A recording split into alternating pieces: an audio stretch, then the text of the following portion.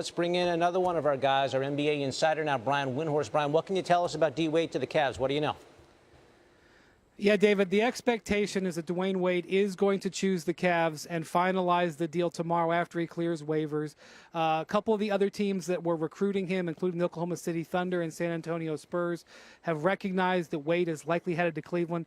But it's not a done deal, so anything can change. I got to hedge a little bit on that because we're in 2017 NBA where anything changes at a moment's notice. But it looks like Dwayne Wade is going to join his friend and former teammate LeBron James here in Cleveland in this very short term. All right, so a reunion of those two. And now you fold this player who has been a superstar in years past. You've also got Derrick Rose, Isaiah Thomas. We heard yesterday he's expected back in January. What is D. Wade's role going to be on this team? Well, you remember a year ago, LeBron James talking about how the Cavs were top-heavy and how they didn't have a lot of creators and guys who could, get their own shot. Look at the way this roster has been transformed.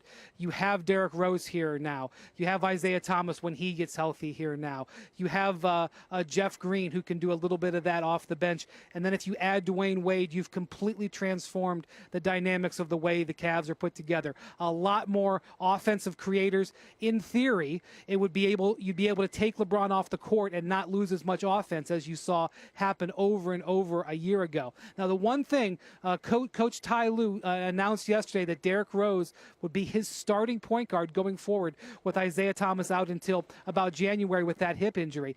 However, in talking to scouts and talking to people around the Cavs, putting Dwayne Wade and Derrick Rose in the same starting backcourt together, two guys who don't stretch the floor, aren't very good three-point shooters, and are guys that teams back off of, may not be the greatest fit. So there may be a little maneuvering and learning to find out the best lineups about how they all fit together.